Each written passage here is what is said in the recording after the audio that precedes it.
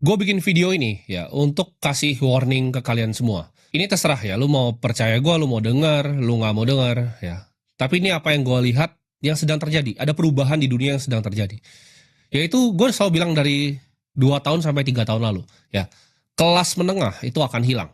Kalian boleh nggak suka ya, kalian boleh nggak setuju juga dengan opini gue, tapi selama mungkin 2 sampai 3 tahun belakangan semua yang gue omongin kalian bisa track ya. Jadi kenyataan atau enggak.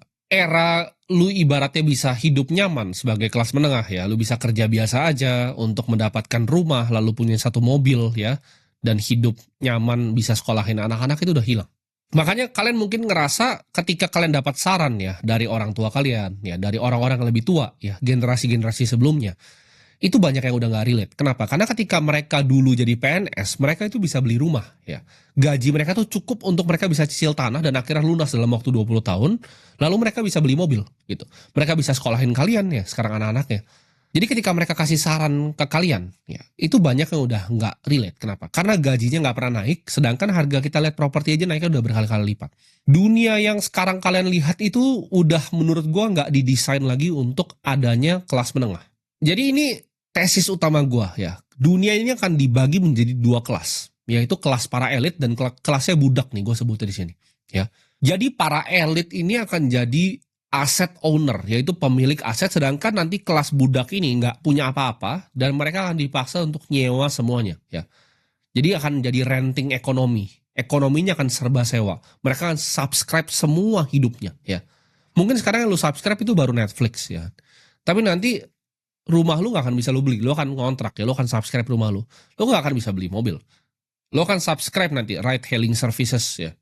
Nanti Gojek dan Grab ke depannya lu akan subscribe gitu. Bahkan untuk jadi drivernya aja kemungkinan untuk bisa jadi driver lu harus subscribe lagi, lu harus bayar lagi harian atau bayar bulanan. Karena ini tren yang udah terjadi ya, kalau kita lihat di misalnya ride hailing di Cina yang sangat kompetitif, akhirnya mereka punya driver, itu mereka harus subscribe untuk premium lagi. Kenapa? Karena kompetisi banyak sekali yang mau jadi driver. Ketika zaman dulu gue cerita orang tua kalian PNS bisa beli rumah, sekarang lu bekerja di SCBD aja, lu beli apartemen studio ya, yang bukan yang one bedroom. Studio aja lu udah nggak mampu beli sekarang. Dunia secara fundamental berubah karena kita lihat ya secara prinsip ekonomi ya, return on capital yaitu return on asset. Ketika lu beli aset lu dapat return itu lebih besar dibanding pertumbuhan ekonominya sendiri. Artinya apa? Pemilik aset yaitu owner, para elit ini akan selalu diuntungkan dari ekonomi orang-orang yang subscribe ini. Mereka yang punya properti ya, properti untuk disewakan ya, bukan properti rumah sendiri. Mereka yang punya properti untuk disewakan seperti misalnya apartemen, mereka punya mall, mereka punya rumah-rumah perumahan gitu. Itu kan selalu diuntungkan. Mereka yang punya kepemilikan dari perusahaan, mereka yang punya saham gitu, perusahaan-perusahaan besar itu kan selalu diuntungkan. Mereka mendapatkan cash flow dari dividen, dari tambang-tambang batu bara, dari perbankan raksasa. Mereka yang punya emas banyak, itu juga uangnya akan selalu compounding. Sedangkan mereka yang nggak mampu beli 3 hal tadi, ya itu gajinya terus tergerus untuk biaya-biaya bulanan tadi. Dan problemnya biasanya kalau kelas menengah ya, orang tua kalian kan tadi PNS, mereka punya rumah, mereka saranin untuk ngapain? Beli rumah. Mereka kan bilang rumah itu adalah aset investasi. Nah ini kesalahan utamanya karena harga rumah di zaman sekarang sama zaman dulu karena inflasi itu bedanya jauh banget gitu. Mereka memang gampang beli rumah, tapi lu nggak gampang beli rumah. Jadi kalau lu punya mindset untuk rumah itu sebagai aset utama lu, yang orang tua lu biasanya ya kalau misalnya kita bagi nih aset nih, kita lihat nih kehidupan orang tua kalian, hartanya mungkin 70%, 80% itu rumah, primary home yang udah lunas dia bayar KPR-nya. Tapi itu udah nggak bisa lagi di zaman kita. Ketika lu jadikan rumah itu primary asset lu, itu malah akan jadi liabilitas utama lu. Kenapa? Karena problemnya nomor satu, rumah pribadi itu tidak menghasilkan cash flow. Rumah itu beda sama mall. Ya.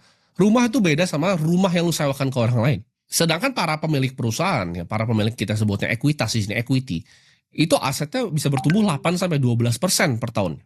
Jadi akan ketinggalan terus para kelas menengah ini yang tadinya di tengah, dia akan turun, dia akan turun, dia akan turun, dan jadi kelas yang di bawah.